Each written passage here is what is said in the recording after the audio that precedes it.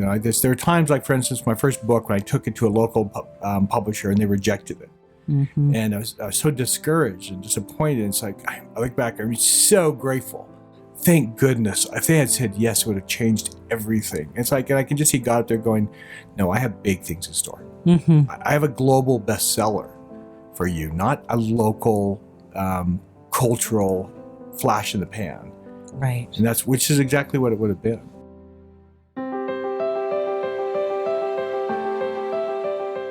Welcome to Stories of Hope in Hard Times, the show that explores how people endure and even thrive in difficult times, all with God's help.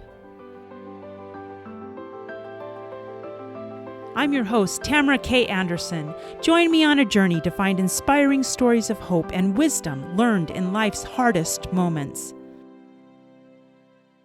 When my next guest wrote the #1 global bestseller, The Christmas Box, he never intended on becoming an internationally known author. This story was written as an expression of love for his then 2 young daughters. Since then, more than 8 million copies of The Christmas Box have been printed.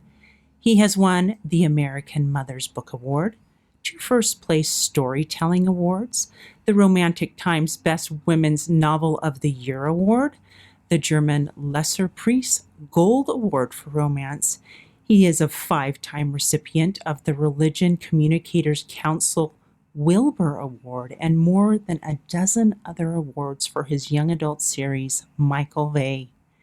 His most recent new release, Noel Street, just became his 40th book to hit the New York Times bestseller list. He is the founder of the Christmas Box International, an organization devoted to maintaining emergency shelters and providing services and resources for abused, neglected, or homeless children, teens, and young adults. He and his wife, Carrie, have 5 children and have been blessed with 2 grandchildren. I am pleased to present Richard Paul Evans. Rick, are you ready to share your story of hope? Absolutely. Thank you. Awesome. So I have to first say that Rick has become a great friend and mentor to me. I went to his first premier author training almost 3 years ago. It's hard to believe it's been that long. Wow. I know, right? And Tamara was a dynamo there.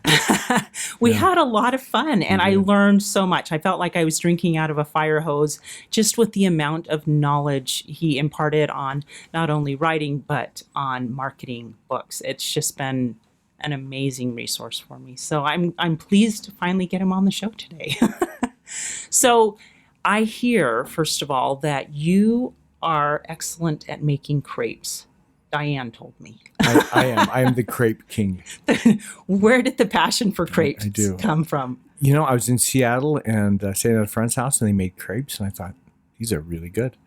I want to learn how to make them, and then I just decided everyone should know how to make 3 things, right? Yeah. To cook 3 things, and I know how to make 3 things: French toast, crepes, and fried rice. Very good. So that's it. You stay with me. That's what you eat every meal. All right. That is awesome. That's great. So I just finished your most recent book, Noel Street, and I love how you ended it because I think it is indicative of a little bit of a picture into your life. He says, I've always thought of God as an artist, one who uses our hopes, fears, dreams, and especially our tears to paint on the canvas of our souls, rendering something beautiful. The hardest part, I suppose, is waiting to see what he's up to. So in your books, you dive into people that are broken and who are kind of waiting to see what God is painting on the canvas of their lives.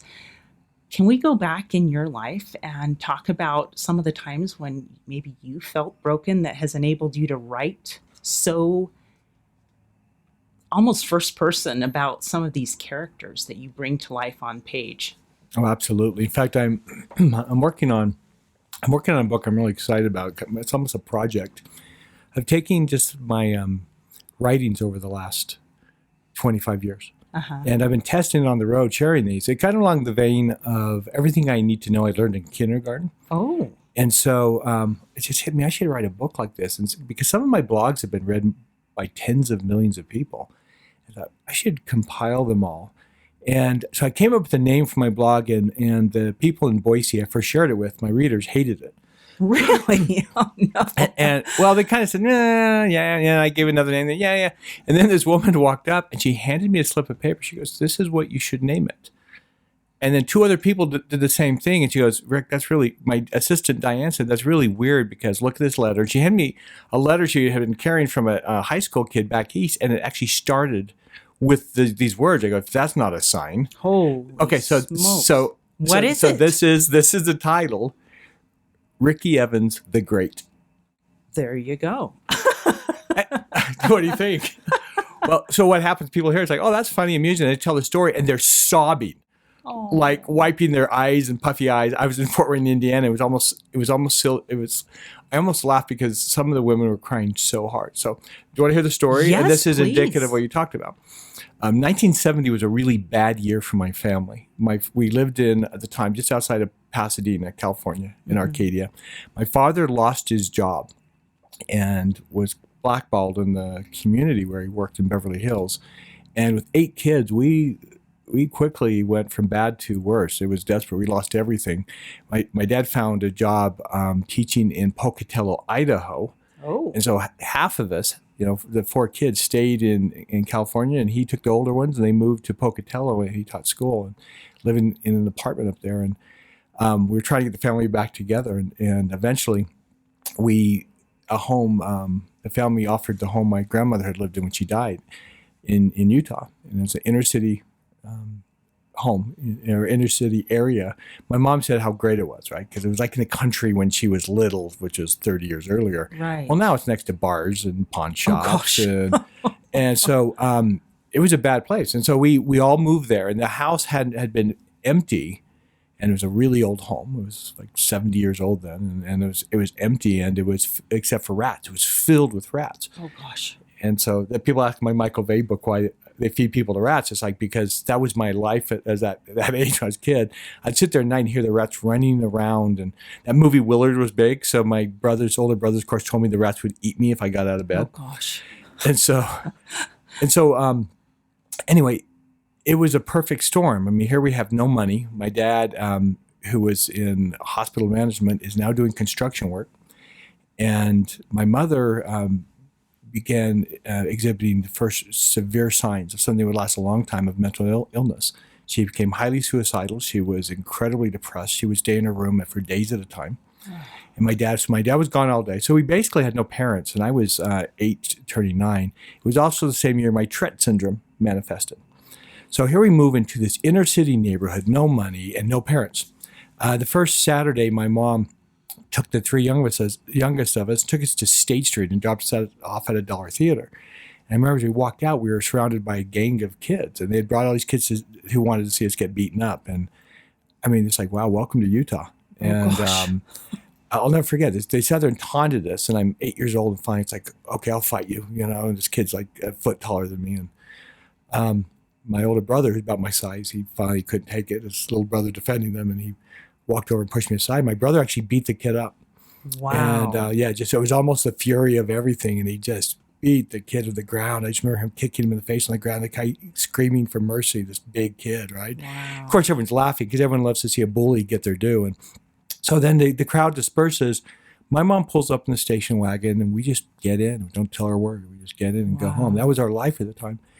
In the midst of all this, there was just tremendous bullying that was going on. And like one day I was so tired of being bullied. I just stayed home. My mother never knew it. She never came out of bedroom. It was just like, I just stayed home. She didn't know I didn't go to school. And that was our life at the time. And so during this time, to make it worse, I had this soul-crushing teacher named Mrs. Covey. And to show what she was like, okay, a week before Christmas, she has all the kids. She goes, how many of you believe in Santa Claus? And, I'm 8 years, or I just turned 9. So most of the kids raise their hands in the class. And she goes, don't be stupid. There is no Santa Claus. Your parents lied to you. What teacher says that? We called her Covey the Ogre. Yeah, it's like, she said that. So I'm like what? And we're all sitting there. It's just like this nasty person just like dashed our beliefs, right? It's just like, what? So I go home and go in my mom's darkened bedroom. I said, Mom, Mrs. Covey said there is no Santa Claus. And she goes, Rick, Santa Claus is the spirit of giving. And I said, but he has a reindeer and sleigh, right? And he comes down the chimney. And she just looked at me and she goes, no, there is no Santa Claus. Oh. And my heart was just broken. It's like, wait a second. It's like faith and goodness and good people are supposed to prevail, not the nasty ones. And it's like, so I looked at it for a moment and I said, well, did you lie about Jesus too? Oh. That was the life at that time. And well, it was a few months after that, I had walking home from school and I got beaten up by some boys and they took my only treasure, my Mickey Mouse watch. Oh. The only thing I owned. And the next day I'm sitting there in class and it's like, I turn in my paper, I do my homework, and I write down Ricky Evans on the top of it. And then something possesses me to write the great. Now, I was not arrogant. I had no reason to believe I was great. I didn't believe I was anything. I had no parents that were involved. I had no friends. I had no one who would defend me. I was nothing. But just for a few seconds, it felt good to write that. And turn the paper in. The next day I get the paperback, and Mrs. Covey has erased the 2 extraneous words and wrote 3 of her own. Shame on you. Oh, gosh. And then she gets up and gives a lecture on pride and sin. Of all people, right? Mm-hmm. I haven't seen Mrs. Covey since then, right? I mean, since I graduated, we moved in, or I left 4th grade, and I would like to though. I mean, I'm sure she's long dead. She was like 200 years old back then. Right. But it's like I would like to see her. I mean, I would like to look her in the eyes and say, look, that little boy went on to reach tens of millions of people with his words. His movies were some of the biggest in the world on television, and he started a shelter that helped house more than 100,000 abused children. He's been invited to the White House. He's danced in the green room. It's like, you know what? That Ricky Evans was greater than Richard Paul Evans because that little boy had nothing. He got up every day and got himself ready and ate gruel for breakfast and walked to school. Every single day, and he just did his best to miss all the abuse and the violence and just tried to be a good kid. I go, Ricky Evans was great, and you women are just mean. So, and the thing is, we all have in our life people who are walking around with these erasers. And Mrs. Covey's trying to erase the greatness from our lives. I've learned just don't listen to them. Don't let them. Don't give them that power. Don't wait around for people to validate who you are because you'll be waiting a long time. Yeah. So that's a powerful lesson to learn, though, because you're right. There are a lot of good people, but there are those who just want to take everyone's joy. And I don't know what motivates that, but there are people like that. And so you are great. And I'm glad you wrote that. I would have given you like 3 stars, good job. Well, I want everyone to write next to, do it. It's like, Absolutely. Right that they're great. Tell their kids that they're great. I was talking about hubris, I want them to acknowledge their intrinsic value and worth. That's what they need. Yeah. It's absolutely. like, you are great and beautiful, and your soul is in spite of your bad choices and decisions and your circumstance. It's like that greatness resides within you, and you don't get it out by erasing it. No, not at all. No, that's beautiful. Now, you mentioned that you have struggled with Tourette's. What are some of the lessons you've learned from Tourette's? And I know you talk a lot about Tourette's in your series, Michael Vey. Right, because my son Michael has Tourette's, so that's why I wrote the series for him. And I wanted to make Tourette's more mainstream, because it's always just a joke, right? Mm-hmm. Oh, yeah, I have Tourette syndrome. You hear it all the time. Mm-hmm. They swear, well, it's my Tourette's. Mm-hmm. Like, well, some of us actually do have Tourette's. And the swearing is what people usually think of it as coprolalia, and that's only about 10%. I have the impulse to swear, but I couldn't figure out as a little kid. I'd sit there and I want to say bad words or inappropriate words. I'd sit there and it's like, oh my gosh, you're so bad. So couldn't figure out what was going on. But Tourette's is interesting. I mean, I just thought it was really weird. I wasn't actually diagnosed until I was 40. Really? Yeah, I was asked. I had a few people ask me when I was younger. It's like, do you have Tourette's? And I would, no. It's just like, why are you asking me that? I don't go around swearing. It's like I didn't understand either. I was diagnosed when we started to notice some problems with my son. Oh, really? Well, he's 2 years old and he's swearing. I mean, it's like, where did you even hear these words? It's like, okay, something is going on here. So, but that too, I mean, there's a lesson. This is great. This is like an ad for my book that I'm working on because there's a story in there about Tourette's.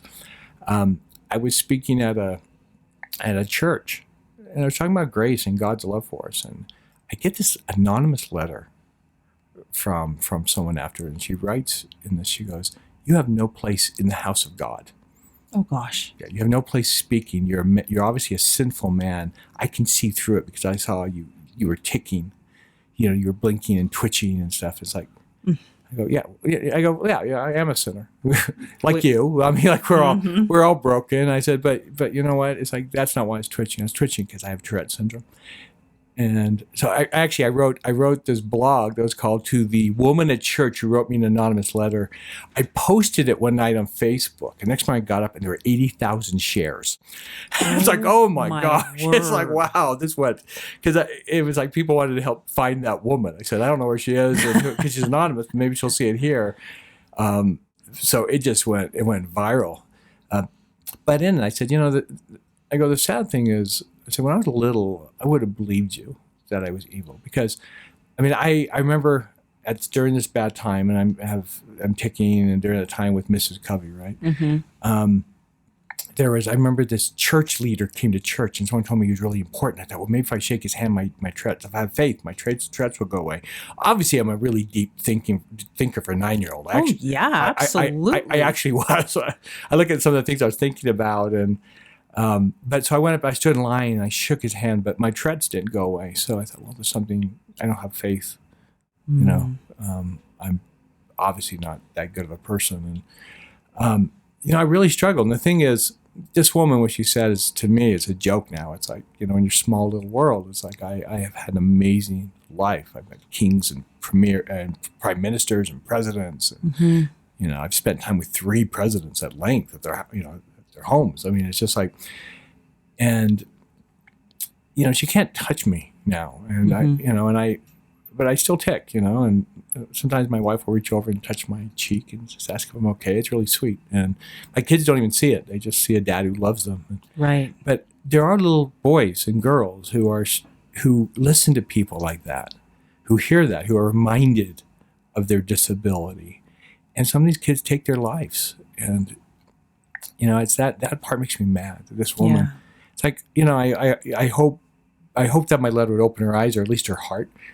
But it's just sad that I said the greatest disability isn't Tourette's or neurological disease. The greatest disability is the inability to love someone who's different than you. That's true. And that's there's people like that. They're not as much. I think people are becoming much more tolerant of differences. I think our kids are much more tolerant than we were. I agree. I agree. I know my kids especially, well, obviously they have two brothers. My typical kids have 2 brothers with disability, with autism, and they have such compassion for anyone. It doesn't matter what they look like or anything like that. And I just think that is such a benefit to them growing up in this world that they just love people no matter what. They're different. That's okay. Yeah, we all have disabilities. We just carry it different. Yeah, that's true. We're going to take a quick break, but when we get back, we're going to have Richard Paul Evans tell us a little bit more about how to find God in your hard times. How many of you out there feel like your life is chaotic, crazy, and completely awful compared to the norm? What if I were to tell you that you are normal for you? I am so excited to announce that my book, Normal for Me by Tamara K. Anderson, is now available for purchase on Amazon. This book took me 10 years to write, and I share 20 years worth of lessons learned in my life detours, including being in a car accident and having 2 of my children diagnosed on the autism spectrum. In this book, I share the secrets of how I made it from despair to peace with God's help.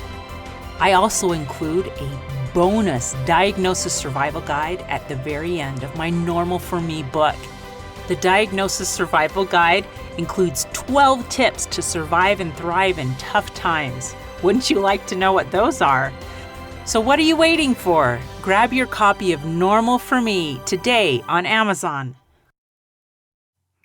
And we're back. I am interviewing Richard Paul Evans about his personal experiences that have helped mold him to become such an influential author and move us to tears in many instances. We've been talking about some of the hard times Rick passed through in his childhood and dealing with Tourette's as a challenge growing up. So I know you address the issue of where is God in my trials in a lot of your books. I noticed it coming through in even your most recent book. And how were you able to answer that through all of your hard times, from the time you were little, even growing up, struggling with bullying and stuff like that? How did you continue to believe in God through all of it? Well, the philosopher Kierkegaard said that we can understand our life looking backwards, but we must live them forwards. Mm-hmm. And looking back, I can clearly see the hand of God. There are times, like for instance, my first book, when I took it to a local publisher and they rejected it. Mm-hmm. And I was so discouraged and disappointed. It's like, I look back, I'm so grateful. Thank goodness. If they had said yes, it would have changed everything. It's like, and I can just see God up there going, no, I have big things in store. Mm-hmm. I have a global bestseller for you, not a local cultural flash in the pan. Right. And which is exactly what it would have been. So, looking back, I can definitely see his hand. But the reality is, it comes down to this personal relationship, this sense of reaching out, and even in the hard times, saying, I don't know why this is happening, but I trust you. Mm-hmm. And that trust has never failed me. And there have been times when I've been just completely brought to my knees. But to hold on to it, it's like, I know you won't drop me, Father. I know it. I don't. Why are you letting me get hurt like this? And then looking back, and you say, wow, I see, I understand. But even also, those things in my life made me who I am. Mm-hmm. I mean, I was having dinner with my brother the other day, and hadn't talked to him for years, actually, about just talk. And he goes, just imagine if those things hadn't happened, who would you be? Mm-hmm. I said, yeah, I'd be a very different person. I definitely wouldn't be the empathetic person I am. And I've come to be very grateful that I have Tourette syndrome, something that set me apart. And I can reach out and touch other people in the same place, and it's a blessing. I was at a Comic-Con, and this teenage girl came up to me, and she goes, Mr. Evans, may I hug you? I said, yeah. And she goes, I love you. Oh. And I said, why do you love me? And she goes, I have Tourette syndrome like you do. And the kids used to tease me. It's like, why would you tease someone with a disability? Why would you tease someone in a wheelchair? Mm-hmm. She goes, they're just teasing me, and I don't understand why. And she goes, then your book, Michael Vey, became their favorite book and their hero, and he has Tourette syndrome, and now they think it's kind of cool that I have Tourette's. And she goes, I just want to say thank you. And I just thought, and I just told her I loved her too, and I'm so glad, You're not defined by that, and I'm just so glad that it helped. Oh, so. I think that's amazing. I know it's my two youngest. It's their one of their favorite books. My daughter, she is kind of moved from reading because she's so busy doing a lot to listening to a lot of audiobooks, and she finally came to me and she says, "I need all the Michael Vey audiobooks, Mom." Okay, so having the books isn't enough. We need the audiobooks now too. So it really has a special place for these teenagers, especially those who struggle or feel different. It makes them feel like, you know what, my life is worth something. And I think that's probably one of the biggest messages in your books, is that we all have that value, and it's amazing to hear you speak about that in such a personal way in each of your stories. And that's probably why people like them so much, because we all feel broken, Yeah, and when you just said something that kind of reminded me of something. It's like The books are true. You can feel it when you read it. It's Oh, like yes. this guy gets it. When I was diagnosed with Tourette syndrome, the doctor who diagnosed me, he said, I actually don't take clients. I'm doing this because I wanted to return the favor, because I'm a research specialist, one of the top in the country with Tourette's. And I wanted to see if I could help you because you helped me. I said, how did I help you? I've never met. And he said, oh, more than you can imagine. We lost our only child.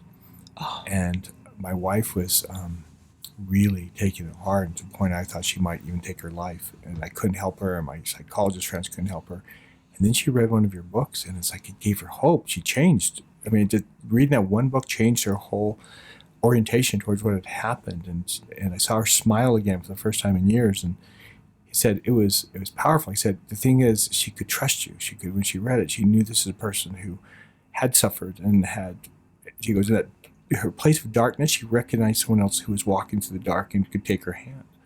I thought that was a really beautiful thing. It's like, and the thing is, my books they're written from the heart. They're real, and so I bring that up because what sparked this idea, what you just said, is I wrote a blog called "How I Saved My Marriage," and it's a very raw blog, and I posted it. Well, it went viral. I mean, I remember looking it up, and it had 90,000 readers at that moment. Oh, it's like so incredible, it had millions. Yeah, and all of a sudden, it's like Huffington Post contacts me, and it's like, we want to take it. I see it come over on a Facebook blog. It has 24 million readers on this one blog. It's like, I mean, this one post is like, oh my gosh.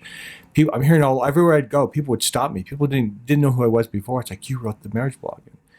And, it was really remarkable to see the power of that. But my wife didn't like it. She was upset. She goes, it was funny because I was actually upstairs returning correspondence with Huffington Post, who wanted to translate it into 11 languages. Oh my! And she goes, "Did you post that blog? Did you post that thing about how I saved my marriage?" I go, "Yeah." And she goes, "They're talking about it on the Channel 4 News." Oh, no.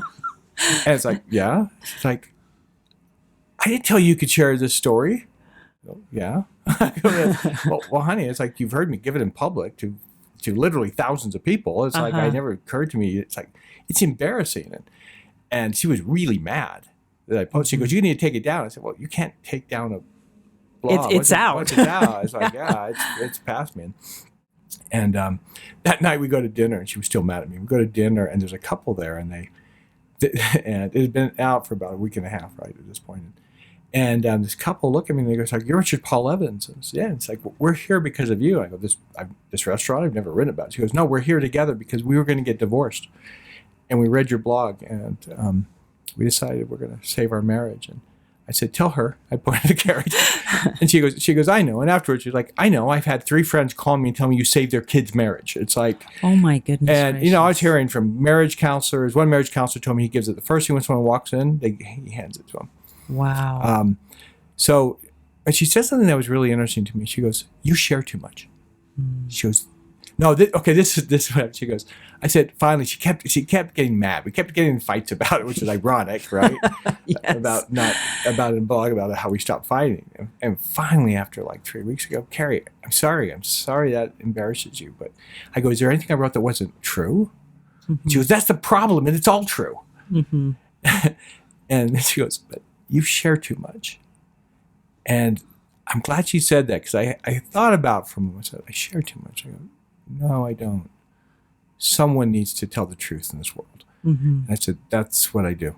That's why I've sold 35 million books. It's like, I tell the truth, and I'm honest." And I said, "I don't know any other way to write. If I had to lie in my books or create something that was false, I couldn't do it. I'd just stop." And I said, "You know what, Carrie? I'm a good husband.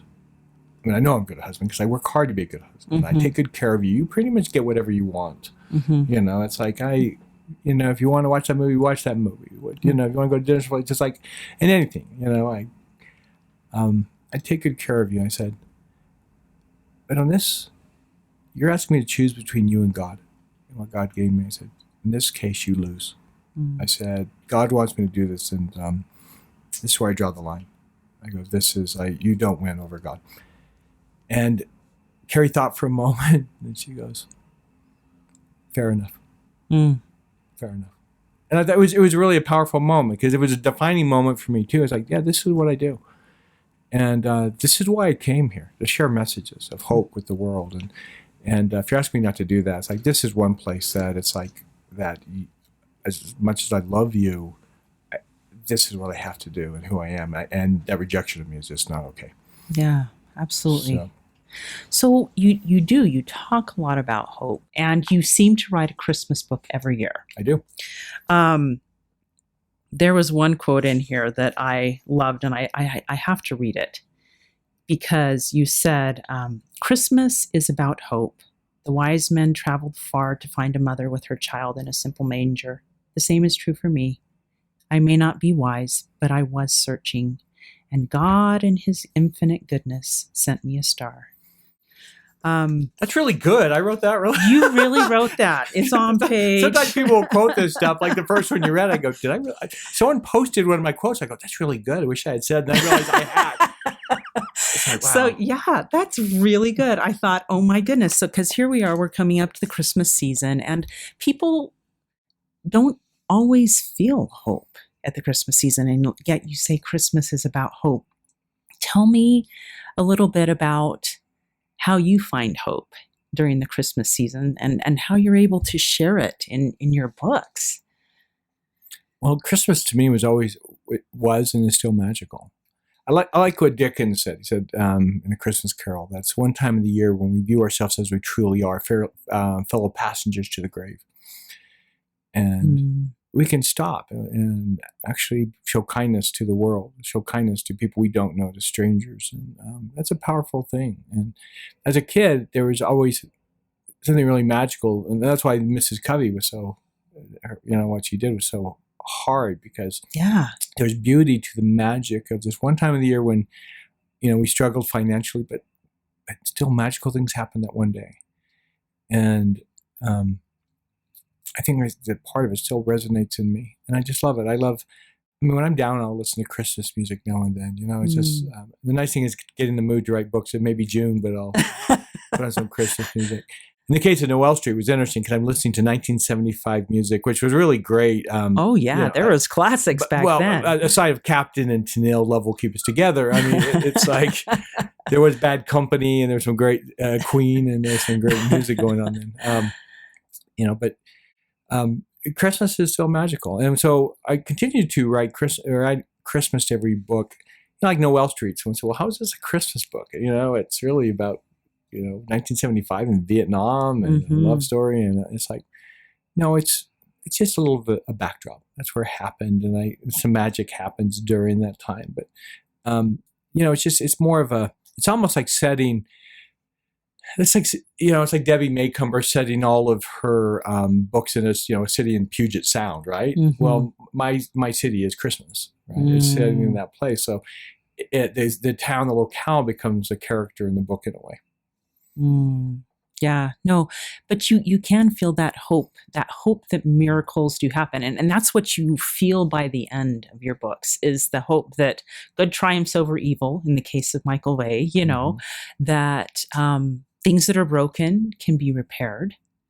And that is just so inspirational. And I think that is also obviously the message of my podcast, is why I bring people on my show, is to have them share their stories. And people think, well, gosh, if they could do that and become someone the great, right? Ricky Evans, the great, maybe there's hope for me. And so I think the power of stories is incredible. They have, and you have a way of weaving your words that there's magic there. You just have a gift, and it's awesome that you share it with the world. So let me ask you this. What tips would you give to people who perhaps are down on their luck? They're feeling really, really broken. What would you say to encourage them on their path? During those times when it's dark, it's really hard to see the light. And, keeping things in perspective. Life is cyclical.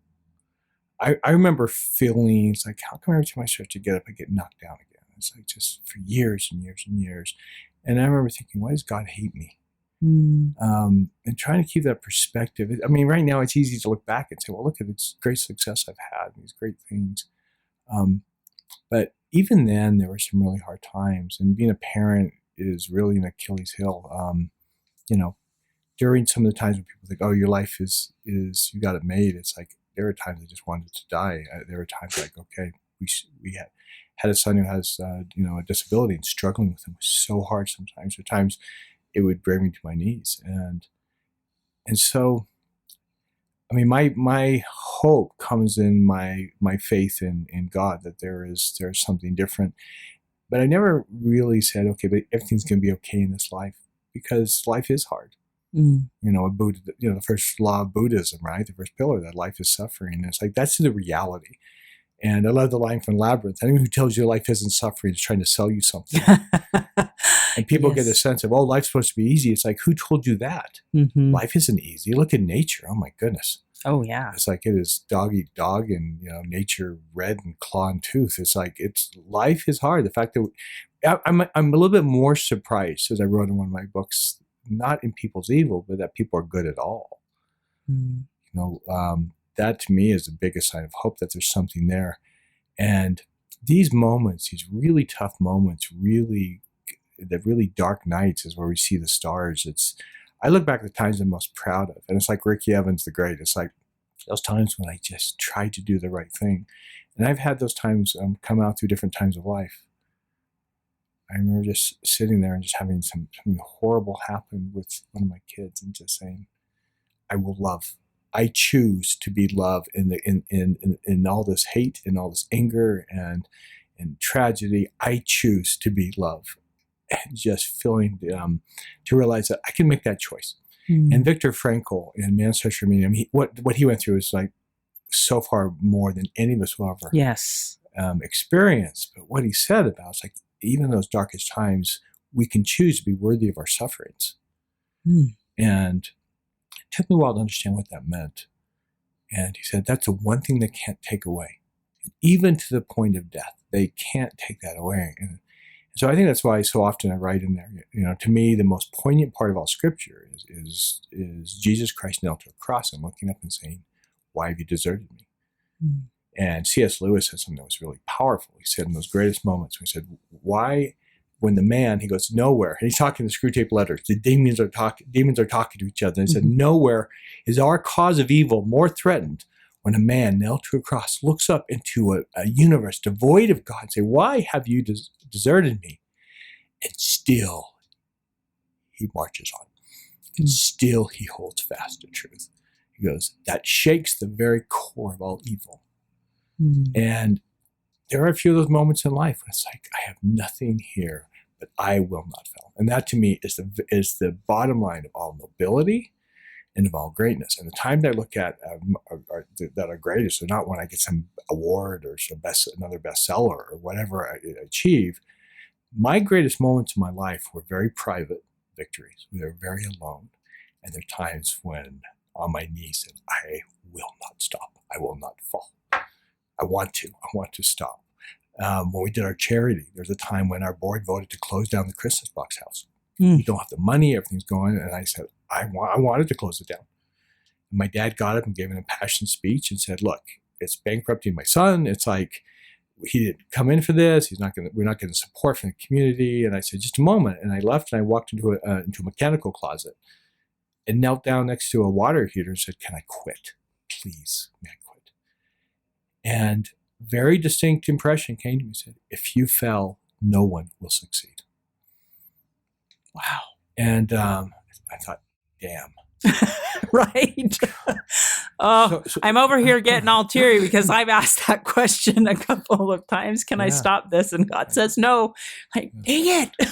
I know. It's like, so I go back in the room and I go, no, we're not going to quit. And here, one of the guys, he was a president of a residential treatment center, the largest in the state of Utah. And so this guy who knows, he goes, you don't know that you're failing.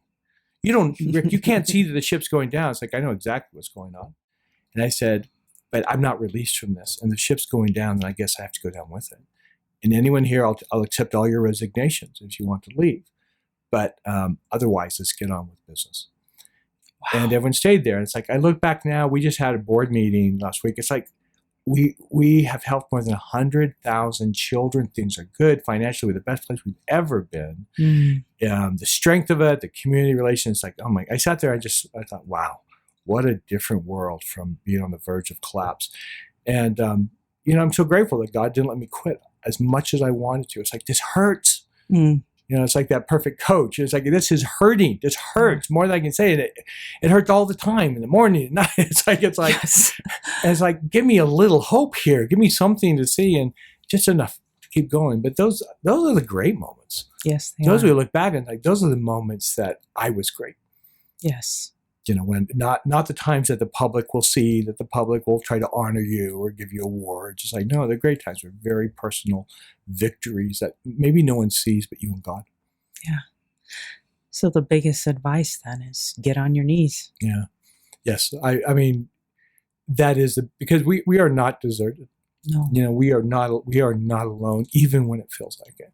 Yeah. So I remember one time in the hardest time, I felt like I was crawling on glass. And my daughter, Jenna, said to me, "Where is God? Why has he left you alone, Dad? You are carrying this by yourself." And I said, and the thing is, people say, oh, God was there when Christ looked up to the heavens and said, why have you deserted me? But he just couldn't see. He's like, no, Christ knew what was going on. He was alone. And there are times that God leads us like, no, I'm going to let you have this. I'm going to let you walk alone. I'm going to let you have the greatness and understand what it is to be great. And there are times I said, I know I'm alone. And pleading and trying to keep my son alive and pleading with God. It's like, I am doing everything. I don't know how much longer I can take this. Yeah. Okay. Carrie has finally broken down. It's like, it's just me. And I don't know how long I can carry the entire family and all of this. We need help. And I remember after going to a hospital and having this incredible experience with my son, and it was so crazy. And then walking out and saying, okay, I've done everything I can. Walking into a room, kneeling down and saying, okay, it's in your hands. He's your son. He's your son too. I have given everything. And I knew at that point I had nothing else to give. Yeah. And incredible miracle happened at that moment, that all of a sudden everything switched. It was so powerful and such a faith promoting thing. But I knew at that point, there are times when I say, okay, I'm done. And it's like, no, you're not. But at that moment, it's like, I've given it all. It's done. Yeah. I knew it. I knew it in my heart. It's like, it's done. I have nothing more to give. I've given everything I can. And then it didn't mean I just stopped, because then I had a lot of work over the next weeks connecting with my son. I spent hours every day being with him and helping him. And what a great ending to that story, because my son and I are buddies. I'm so proud of him. Yeah. I'm so proud of what he's accomplished and what he's overcome. He said to me, it's like, wow, one of my sisters is an intense pediatric nurse, very successful. Another's doing makeup and things for movies. Another's an international bestselling author. Another's a scientist. And then there's me. And I said, and you have accomplished more than all of them. You have climbed a higher mountain than all of them. Never forget that. Yeah. Because we can't measure our success based on what everybody else has done. We each have our own burdens and our own mountains, as you say, to climb. Absolutely. So be proud of yourself and recognize your strengths. All right. Well, it looks like our time is up. Thank you, Richard Paul Evans, for spending this time with us and for motivating us to keep going even when times look dark. You can find Richard Paul Evans on his website, richardpaulevans.com, and on Facebook. That's where you're most active, right? Right. Yes. Awesome. If you would like to get Richard Paul Evans' most recent book, Noel Street, you may find it on Amazon or in Barnes & Noble, or you can find out more about his books on his website. We will put a link to richardpaulevans.com in the show notes.